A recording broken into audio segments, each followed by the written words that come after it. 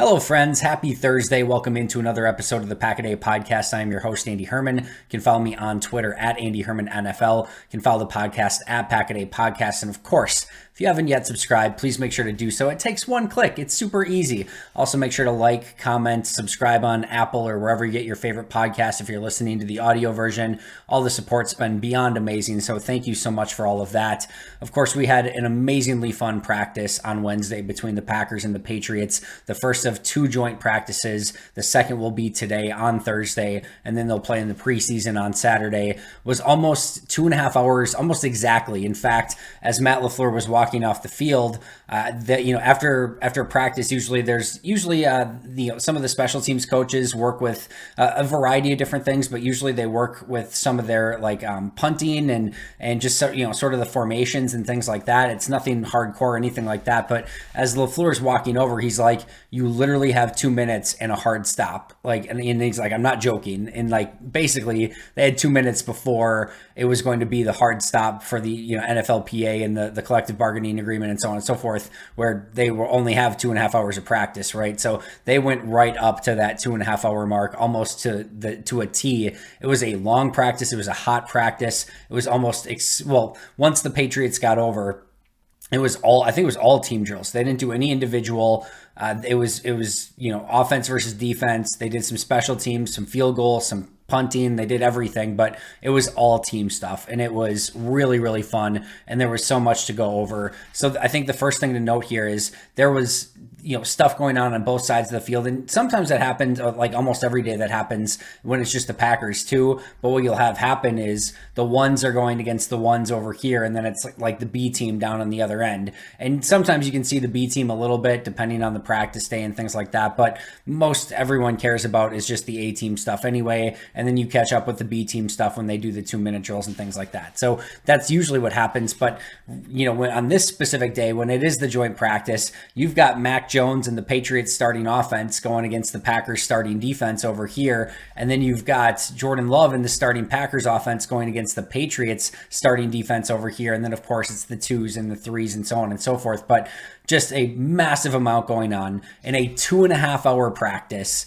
And I tried to do everything I could to pare this down as best as possible. So let's get into it right away. And just to really quick other note, I spent primarily the huge chunk of the day watching the Packers offense versus the Patriots defense. I wanted to get a look at Jordan Love, and I'm happy he did because he had a very nice day overall. But let's jump in and do all of the notes from Wednesday. So first of all, Jair did return to team drills. So it was interesting. He had his helmet, he was practicing, he's doing individual, and then the starting defense went out looking like they were ready and just kind of waiting for the Patriots to come over.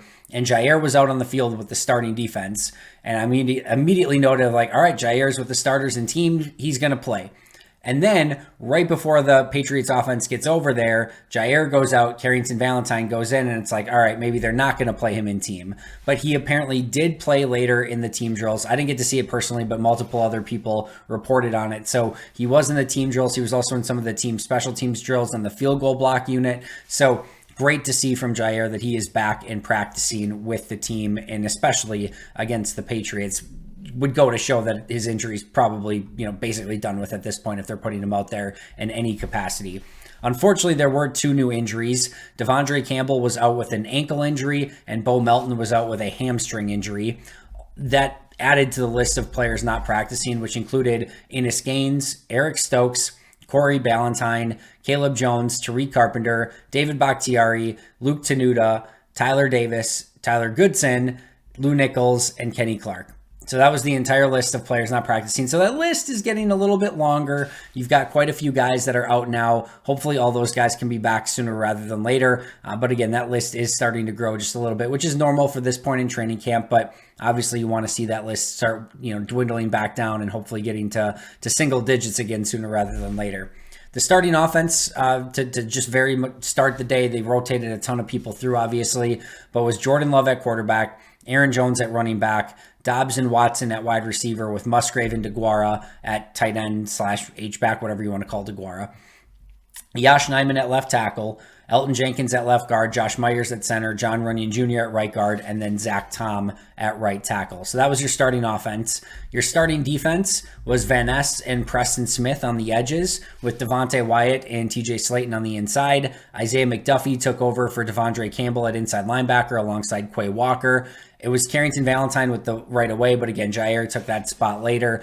Nixon was in the slot, Douglas on the other side, and then Tavarius Moore was the new starting safety. It was not Jonathan Owens, although he did sub in as well with the ones, but it was Tavarius Moore on the day alongside Darnell Savage. So those were your starters. Meanwhile, that safety rotation, you had Darnell Savage and Tavarius Moore with the ones, Anthony Johnson Jr., and Jonathan Owens with the twos, and then Rudy Ford with the threes. So Savage, Moore, AJJ, and Owens, and then Rudy Ford with the threes. So that was the rotation at safety for the day.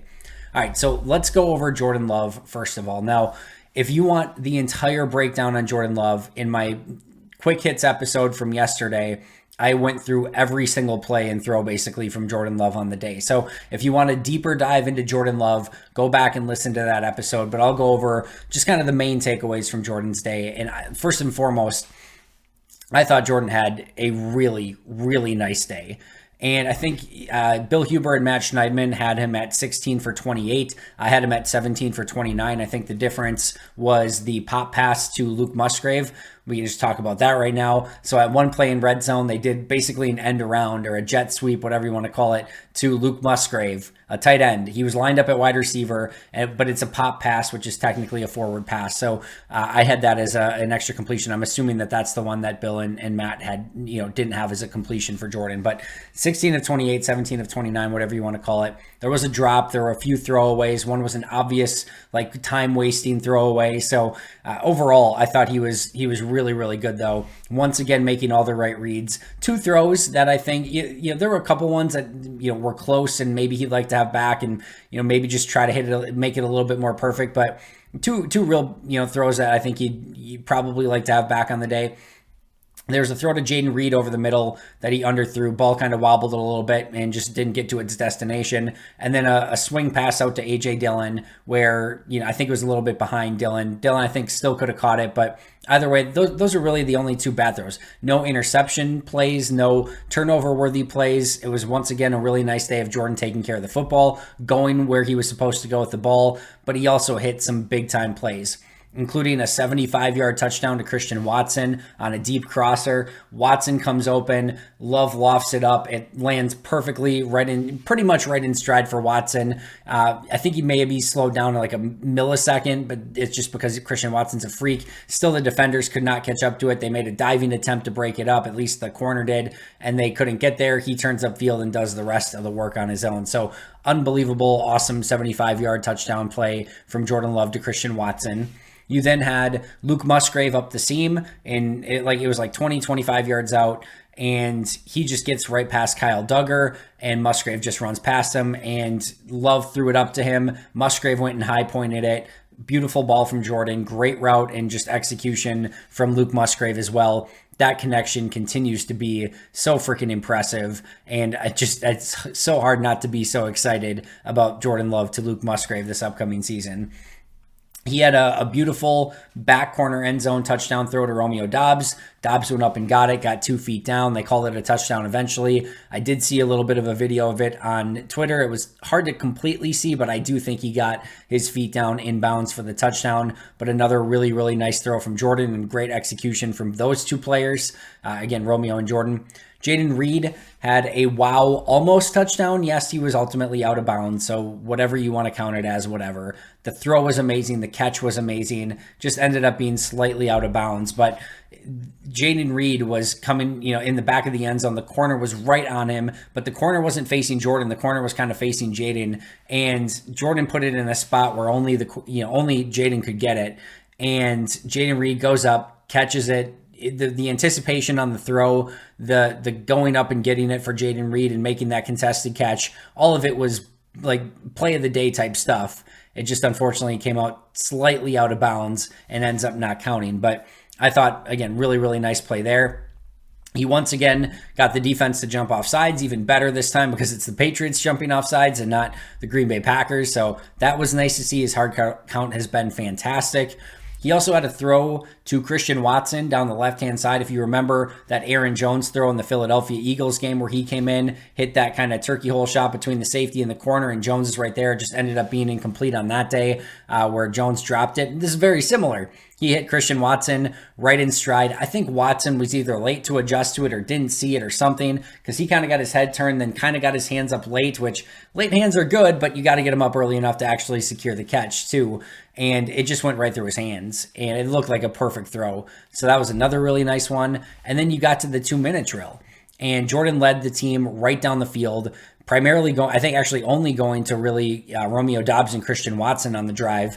I think he had one to Samori Toure. He drives him all the way down. It was a tie game. He gets him in field goal range. It's a 40-yard kick. So he got them from like his own 25 to the opposing 23 with like a minute and a half, one timeout. And the drive was really, really well done overall. Like I said, both Christian Watson and Romeo Doubs were making big plays. The very first play was a great throw and catch from Love to Romeo Doubs. So again, these are the type of things that you want to see. The big time red zone throws, the 75-yard dime to, it wasn't 75 air yards, but it was probably 40 air yards to Christian Watson with like 35 after the catch, somewhere around there. But a beautiful throw there. And then the 2-minute drive to ultimately go down and try to win the game. Now, unfortunately, Anders Carlson missed that field goal, and it would have ended up in a tie situation, which we're going to talk about in a second here. But overall, I thought it was a really, really nice day. And I think the big thing, too, for Jordan is the Patriots did not hold back. They blitzed him. They gave him a ton of different looks, and Jordan had answers for everything. A couple throws, again, he'd probably like to have back a little bit, but we're getting to the point. Let me say this about Jordan. We're getting to the point where it's really hard to envision a scenario where he's just bad. I don't know what the ceiling is yet, and I don't totally know what the floor is either. And I'm not saying he's not going to have bad games. I'm sure he will. But it's getting really difficult just seeing him throughout this entirety of this offseason to envision a scenario where you're just like, man, this guy sucks. Like, he is terrible. Like, how in the heck did, they think he was going to be a starting quarterback or anything like that? I would be pretty darn shocked if that ended up coming to fruition. Now, he could end up being the 28th, 29th, 30th best starter, and that's just not ultimately good enough if you want to go out and win games and win Super Bowls, etc. But I just, it's really hard to fathom with where he's at as a quarterback, his command of the offense, his ability to know where to go with the football. He's got a really good arm. He's got every tool necessary. He can scramble. He keeps his eyes up. He knows how to go through the reads in this offense. He's a good decision maker, at least, I don't know, basically the entirety of this training camp. Again, a couple balls that he'd like to have back, but it's really hard to just think of like, there's a world in which this guy's just terrible. Like, it just doesn't seem possible at this point. He's too good. And like I said, what the ceiling is, can he be a top 5, a top 10, a top 20? I don't know. That is still a work in progress. But it's really hard to imagine him just being really bad. I can't see it anymore. I've seen too many positive things from him, and I thought this was another really solid day and a step in that direction. Now, the big thing I've been talking about is the 2 days in a row, the 3 days in a row, the consistency from Jordan. Now can he go against New England on Thursday and have another really great day? And if he can do that, now we're starting to cook with fire a little bit. So that's what I'm going to be keeping an eye on. I'm going to probably watch the offense again because I want to see how Jordan does on the second day. The Patriots, I'm sure, are going to give him a ton of different looks again, and that's what should make Thursday's practice so much fun to watch. I mentioned one of the big plays of the day, and from a negative sense, was that Green Bay drove all the way down the field. Jordan Love gets him in a game-winning field goal scenario, 40-yard field goal, and Anders Carlson just misses it, right? So a couple things. Let's start with when he had the wind at his back. All right, he had the wind at his back, not as much of an issue. It was a very windy day, so put that into consideration with Love's day as well as Mac Jones and the kickers and the punters and everything like that. But the wind at his back, he started 5 for 5 on kicks for the day. It was basically like an extra point and 4 field goals. None of them super long. I think the longest was like 45, but 5 for 5 on the day, and you're like, okay, he really needed a day like that. And I think I was even talking to Aaron Nagler a little bit, and I'm like, just be done. Just be done for the day. He's 5 for 5. Just be done. Let's bank this one and go into tomorrow and see what tomorrow brings. But unfortunately, they could not bank it and could just keep it at 5 for 5. He had 2 more field goal attempts, the first being that potential game winner, and that was a miss. And then they did like the little we're going to run the team on the field with the clock running and try to make sure that we get the snap off. The single weirdest kick I have ever seen. So this ball goes up, like high points, and just Wile E. Coyote, like falling with the sign off the cliff, like just straight down. And it landed like at the goal line. So like 10 yards short of like even where the goalpost starts, right? Like probably 20 yards short or like whatever. I don't know how you want to define it, but like well short of where it needed to be on like a 40-yard field goal. Like we're not talking like a 60-yarder here, right? And yes, the wind clearly knocked it in some way, shape, or form, but you have to change things up a little bit when you're kicking into the wind. And this looked like he kicked it as high as he normally would, and the wind just took it and knocked it down to some extent. I don't know. Like I think Tom Silverstein tweeted that he thought it was maybe like a mishit. I think Domovsky said it maybe looked like he just popped it up too much. That could be too. We were all looking around and just being like, what in the heck just happened? Because we didn't see, I've never seen anything like that. Now, to be fair, Nick Folk had one later where he was kicking a game winner from the same like sort of distance, and his kick like got knocked down by the wind as well. But most of us think that it got just over the crossbar. They called it no good, like that it was just under the crossbar. But that still is a heck of a lot better than falling at the goal line. So, and there were field goals made to this end, including just a little bit before that were a couple game winners from the Patriots. So it's not like it was impossible with the wind on the day. There were very clearly kicks made at that end of the field. And for Carlson, this is a potential harbinger of things to come where you have an inexperienced kicker and you don't know what he's going to give you in some key situations. And that could this is not going to be a Packers team that just goes out and blows out a ton of teams, right? This is a team that's going to have to, claw their way to victories in all likelihood. And it's probably going to be in a lot of close games. And you know what can decide close games? A field goal here or there, an extra point here or there. And if they leave points on the field and don't convert those, like you could easily go from like a 10-7 team or a 9-8 team to like a 6-11 team, 7-10, whatever it ends up being. But that could easily be the difference between being in playoff contention and not. It could be the difference between having a winning record and not. And I think we got a real glimpse, and Green Bay got a real glimpse of like, this is what can happen. The offense drove down, tie game against the Patriots, game-winning field goal, 40 yards, and it's a miss. And that's where Anders needs to find a way to get more consistent. And then, the other thing is on the ones with wind, like you gotta have a better trajectory. You got to keep it lower, and you got to put a little bit more mustard on it. He popped that thing up, and the wind knocked it down, and it was far left too. So this is the inconsistency that we've seen from Anders. I'm still very much in the camp of it's time to bring somebody in and have some competition. Not saying you need to cut him at this point. Not saying that you don't. Maybe even keep him on the roster. I'm just saying, let's get another guy in and let's just see, right? There's no real harm in that. So, I mean, even if you need to, and the other thing too is like maybe it's time to make the decision on long snapper and punter, right? Probably not a ton is going to change in the next week and a half. Make the decision on the long snapper and punter now so that you can at least get in a rhythm with these guys. And like hopefully they figured that out, but it's got to be hard for Anders too as a rookie who's going through all of his own lumps. But now he's got 2 long snappers, 2 holders, and they're all rotating, and it's not great for him, I'm sure either. So I would love to see a little bit more consistency, and then obviously maybe just working just with one holder and one punt, or one holder, one long snapper moving forward as well.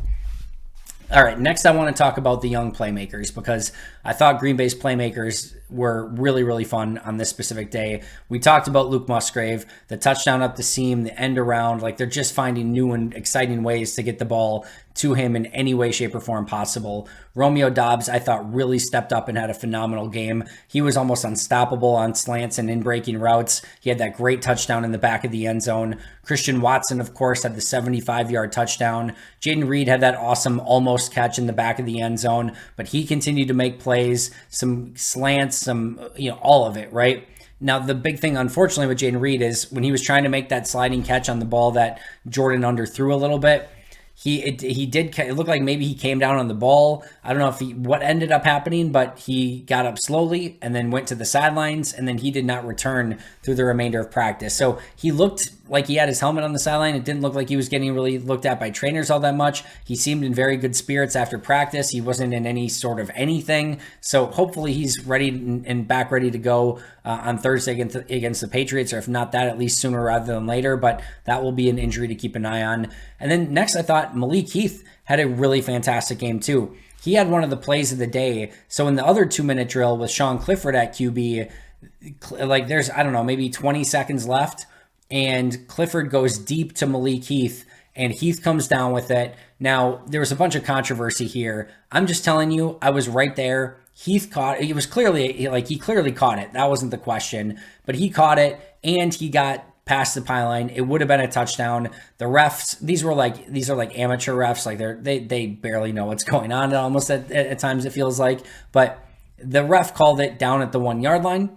And I think he wound the clock too, and then the time ran out. It was a very weird situation. It doesn't matter. What you're looking for is the big time play. It was a great throw by Clifford, a great catch, great catch by Malik Heath. And Malik Heath was super active throughout the day as well. It is getting harder and harder to imagine him not making the team with how he blocked, in the preseason game last Friday. He's coming up with big catches. He's a really nice possession receiver. And then, of course, he gets that game winner as well. Really nice day from Malik Heath and the entire group of young playmakers on offense. Murray Torrey had a couple nice catches as well, but it was really Musgrave, Dobbs, Watson, Reed, and Heath that were showing up in a pretty significant way.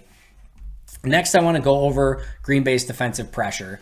I mentioned this in the Quick Hits article video yesterday as well, but Andrew Callahan of the Boston Herald tracked the Patriots offense for the day, and he was keeping track of everything. He had down 13 sacks for the Packers defense. Let me say that one more time. 13 sacks for the Packers defense on Bailey Zappi and Mac Jones, which is pretty freaking incredible. Making it more incredible, Kenny Clark and Rashawn Gary not practicing, at least in the team drills, right? Kenny Clark was not practicing at all. Rashawn was practicing, but not in the team drills. So they got 13 sacks on the Patriots. Now, the Patriots were missing a couple starting offensive linemen as well, so that played a part. But still, 13 sacks. And by the way, it was the first team, it was the second team, it was the third team. It was just wave after wave of pressure. And the other thing I'll say here is they got the sacks, but they got a bunch of other pressures too, where maybe even, I don't know, the Patriots scrambled on a couple different plays, or they kept the play alive and threw downfield, but they were constantly pressuring the quarterback and making it super difficult for the Patriots quarterbacks all day long. I know Devontae Wyatt and Carla Brooks had combined for a sack. Apparently, Carl Brooks had at least one other one as well. JJ Nigbari had 2 sacks on the day. Aaron Mosby had a sack. Brenton Cox had a sack. Of course, I was watching offense primarily, a huge chunk of the day, so I didn't get to see a ton of them. Every time I looked over, it was like the Packers defense was chasing the quarterback, and it was impressive to watch. They were dominant, and it caught the Patriots writers not by surprise, but like they noticed it. It was very noteworthy as well, even for them. The one area where I thought was a real struggle for Green Bay on this specific day was the running game. They didn't generate really almost anything. Aaron Jones and Emmanuel Wilson each had one pretty decent run, but I thought it was a really tough day just trying to get any traction going. Now, this is a tough Patriots defense. They're really good and sound. They're well coached, obviously, but Green Bay's got to figure out a way to generate a little bit more on the run. I thought the offensive line did a pretty darn good job in pass protection. There were a couple sacks here and there, but in run blocking, like, there was just nothing going. I felt bad for the guys like Jones and Dillon and just the rest of the running backs. There just not many holes open to take advantage of anything. And the Patriots defense stood up and is really on top of everything almost all day long from a run game standpoint. So that is going to be something that Green Bay has to continue to work on, because their run game does not look great at the moment, at least from a blocking standpoint in the first practice against the Patriots. Then there was the big question of the day prior to practice of, is Rasul going to move to safety? So the line of questioning that kicked this all off was, is it now time to get Carrington Valentine on the field in some capacity? And Matt basically said, yeah. He's like, we got to figure out a way to get this guy snaps. He's been that good. And I'm paraphrasing here, but yada, yada, yada. They want to get Carrington on the field in some capacity, which then led to, like, I don't remember what the exact question was and how it got there, but Rasul at safety. And it was basically like, yeah, I think something to the extent of, could you see Rasul at safety, or is that something you would do, etc. And they talked about him playing in the slot, or Matt talked about him playing in the slot last year, and that he's a playmaker and like he could probably do it and things like that. I took this more of a like, yeah, we'll see what happens more than anything else. Like, not anything committed to him actually being safety, but he did say he thought that could be something that they look at as well. I don't necessarily expect it. I wouldn't necessarily do it. I think Sewell is best as an outside corner. I think that's his spot. He's playing great football. He also had two almost interceptions. Should have had both, really. But two almost interceptions on the day. Had another pass breakup. A really nice day from Rasul, again, who's had a phenomenal camp. I don't know why you'd move that guy at this point. And I love Carrington, and I want to get him on the field too, but at this point, I'm not taking Sewell away from outside corner for almost anything at the moment. So we'll see. Maybe he ends up getting some snaps there, but it was more of just like, in my opinion, Matt just being like, yeah, well, we'll look at it and see, and we'll try everything and try to get our best five out there, yada, yada. But whatever. I didn't really think it was like something that they're going to seriously do. And he didn't play there at all in practice today. All right. Some other really quick hits before we get out of here. Alex Magoo and Tucker Kraft connected on, I thought, one of the better throws of the day as well. Magoo rolled to his left, bought time. Offensive line really held up well. And then he kind of like faded away backwards and then hits Tucker Kraft, I don't know, maybe 25 yards, 30 yards downfield. Really nice catch by Tucker Kraft, but Magoo with some Alex Magoo magic really bought time, kept his eyes downfield, and made a really, really nice tough throw to Tucker Kraft on that specific play. Royce Newman, you will be unsurprised to know, got completely annihilated on a bull rush on one specific play. He is having a really, really tough camp. And I know that immediately the comments below and the immediate gut reaction is just cut Royce Newman. And I do think it's trending in that direction. My 53-man roster projection yesterday said I didn't have him on the roster. I didn't have him on the practice squad. He was just gone. Like I said, I do think it's trending in that direction. I don't think it's like 100% sure. I think he's still fighting for a spot. I just want Royce to play like he did his rookie year. And your immediate reaction might be, hey, he wasn't even that good in his rookie year. And you would be right.